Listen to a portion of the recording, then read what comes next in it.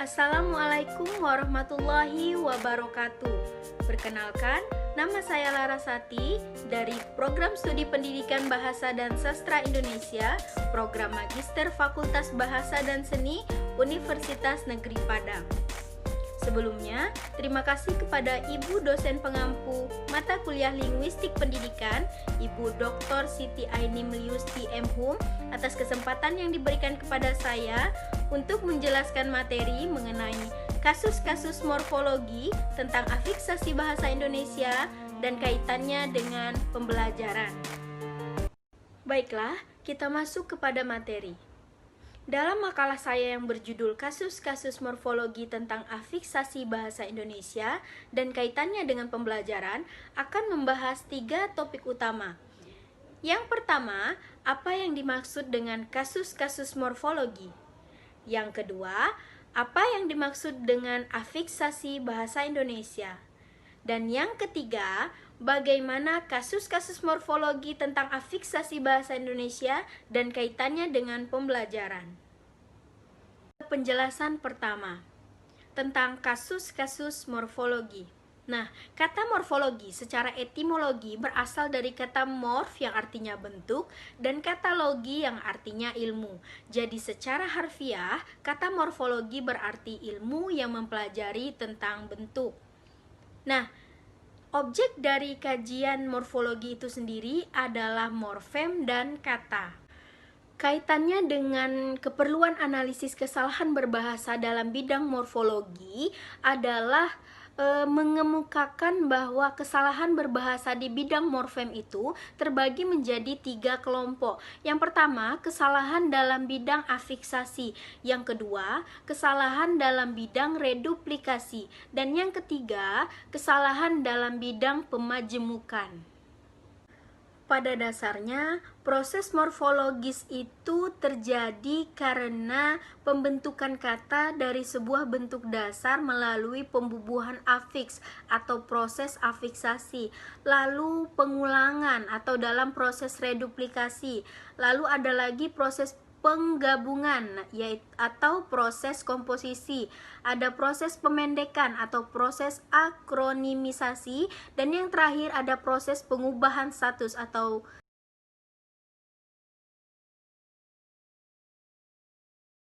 spasi. Nah, artinya proses morfologis yang harus dilakukan itu terdiri dari beberapa proses yang harus dilalui. Tapi, tidak menutup kemungkinan pula akan terjadi proses-proses selanjutnya tergantung pada pemakaian morfem itu sendiri. Nah, jadi dapat kita ambil kesimpulan bahwa proses morfologi itu adalah merupakan suatu proses penggabungan morfem satu dengan morfem yang lain dan mengubahnya dari kata atau bentuk awal. Analisis morfologis bahasa Indonesia ini memberi manfaat pada ilmu pengetahuan dan pembangunan. Nah, analisis ini memberi sumbangan besar terhadap linguistik, dan hasil penelitian yang dilakukan terhadap kasus-kasus morfologi atau terhadap analisis kesalahan berbahasa ini bermanfaat untuk pengajaran bahasa, pengajaran morfologi, dan pengajaran kemahiran berbahasa Indonesia. Selanjutnya kita masuki materi kedua, yaitu tentang afiksasi. Nah, afiksasi ini adalah suatu proses morfologi yang merupakan proses yang umum terjadi dalam bahasa-bahasa di dunia. Nah, bukan hanya itu juga, afiksasi ini juga merupakan unsur yang ditempelkan dalam pembentukan kata, dan dalam linguistik afiksasi bukan merupakan pokok kata, melainkan pembentukan pokok kata yang baru. Nah, afiksasi bahasa Indonesia ini sendiri dapat terjadi di beberapa kelas kata. Yang pertama seperti kelas kata kerja atau verba, kelas kata benda atau nomina, kelas kata keterangan atau adverbia, dan yang terakhir itu kata kerja bilangan atau numeralia. Nah, afiksasi ini memerlukan kejelian pada penggunaannya, yaitu di mana penggunaan imbuhan yang salah atau afiksasi yang salah itu dapat menyebabkan sebuah kata atau kalimat itu menjadi tidak komunikatif. Nah, gejala kesalahan pemakaian afiksasi ini dapat ditemukan pada wacana tulis maupun wacana lisan. Nah, dan hal ini pun sangat sering sekali ditemukan. Nah, pada wacana tulis itu, kejelasan, kebenaran, dan kerapian dari penggunaan afiksasi ini dapat menunjang kejelasan pesan. Jadi, penggunaan proses afiksasi yang benar, penggunaan afiksasi yang sudah sesuai itu akan menunjang informasi atau pesan yang akan kita sampaikan. Sedangkan jika terjadi kesalahan penggunaan proses morfologi itu atau proses afiksasi tadi akan mengakibatkan sulit untuk menerima atau memahami pesan yang akan disampaikan.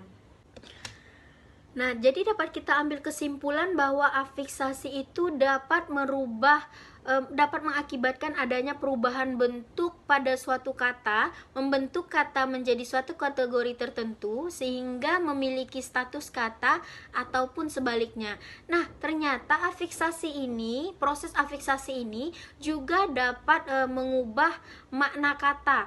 Nah, dicontohkan misalnya pada kata minum. Nah, ketika ditambahkan afiks an itu menjadi minuman, berubah makna, dia menjadi kata benda, yaitu minuman. Nah, inilah yang dikatakan bahwa afiksasi ini juga dapat merubah makna kata. Menurut Chair tahun 2008, proses afiksasi dikategorikan menjadi 4 bagian. Yang pertama ada prefix, yang kedua ada infiks, yang ketiga ada sufiks, dan yang keempat ada konfiks. Nah, untuk yang pertama itu dinamakan prefix, yaitu imbuhan yang terletak di muka bentuk dasar. Nah, prefix ini juga berarti pembubuhan morfem terikat terhadap morfem bebas yang berada di depan bentuk dasar. Nah, jenis-jenis dari prefix ini ada ber, me, di, ter, ke, se, pe, dan per. Nah, contoh penggunaan prefix ini adalah afiks me ditambah kata hibur, jadi menghibur. Nah, ini berarti memiliki arti melakukan atau sebuah kata kerja. Nah, selanjutnya ada infiks. Nah, infiks ini adalah afiks yang terletak di dalam bentuk dasar. Ada 3 jenis infiks bahasa Indonesia. Yang pertama itu ada L, yang kedua ada M, dan yang ketiga ada R. Nah, contohnya itu sendiri pada kata patuk, jika ditambahkan infiks L, kata itu menjadi pelatuk. Nah, selanjutnya itu contoh infiks M pada kata getar, jika ditambahkan infiks M menjadi gemetar. Nah, terakhir itu pada infiks R, pada asal katanya itu adalah gigi. Nah, jika ditambahkan infiks R menjadi gerigi. Selanjutnya ada sufiks. Nah, sufiks ini adalah afiks yang terletak di akhir bentuk dasar. Nah, jadi jenis sufiks bahasa Indonesia yaitu an, kan, dan i. Nah, contoh penggunaan sufiks ini adalah pada bentuk kata tanam ketika tambah sufiks an menjadi tanaman. Nah, itu berarti perubahan makna kata. Yang terakhir adalah konfiks. Nah, konfiks itu adalah afiks yang terletak di muka dan di akhir bentuk kata dasar. Jadi ini merupakan penggabungan dari prefiks dan sufiks. Nah, jadi jenis konfiks bahasa Indonesia adalah pe, an, per, an, ke, an, se-nya, dan beran. Nah, contoh penggunaan konfiks itu adalah konfiks ke an pada kata berani sehingga menjadi kata keberanian. Selanjutnya kita masuki materi tentang afiksasi bahasa Indonesia dan kaitannya dengan pembelajaran. Perbedaan kaidah bahasa Indonesia dengan bahasa lain dapat menimbulkan kesalahan berbahasa. Peminjaman linguistik dan pengalihan sandi merupakan 2 fenomena yang terjadi secara alamiah dalam setiap situasi yang mengakibatkan 2 bahasa saling kontak dalam masyarakat atau wilayah multilingual atau berbagai bahasa. BIPA atau Bahasa Indonesia bagi Penutur Asing merupakan sebuah istilah untuk program pembelajaran bahasa Indonesia yang dikhususkan untuk warga negara asing. Pembelajaran BIPA dapat berfungsi sebagai media informasi tentang budaya Indonesia. Kusmatun tahun 2016 menjelaskan bahwa pembelajaran BIPA membuat orang asing mampu dan menguasai bahasa Indonesia.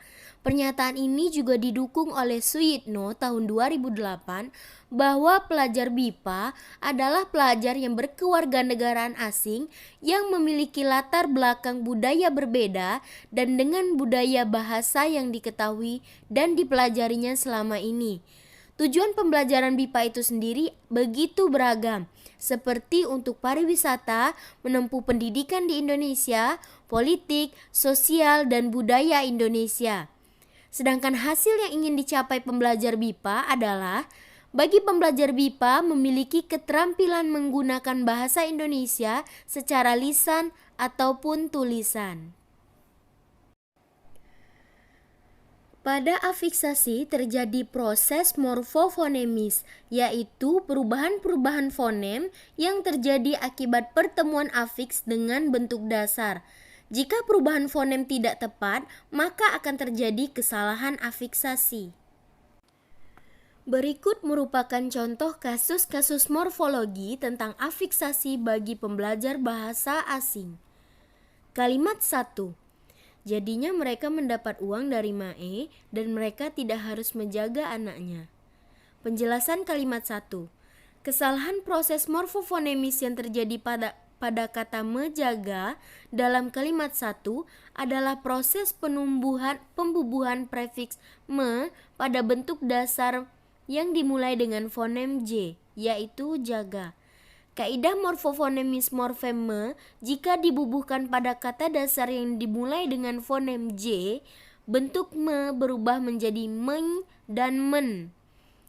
Ada kesalahan pada suku kata pertama yaitu prefiks me, seharusnya berubah menjadi men karena bergabung dengan kata jaga yang berawalan fonem J, sehingga kata yang berafiks yang tepat adalah menjaga. Contoh kalimat 2. Sehabis itu 3 teman dia menghajar laki itu untuk tidak datang lagi. Penjelasan kalimat 2. Kesalahan proses morfofonemis yang terjadi pada kata menghajar dalam kalimat 2 adalah proses pembubuhan prefiks me pada bentuk dasar yang dimulai dengan fonem H, yaitu hajar. Kata menghajar dalam kalimat ini terdiri dari afiks me yang dibubuhkan pada bentuk dasar hajar.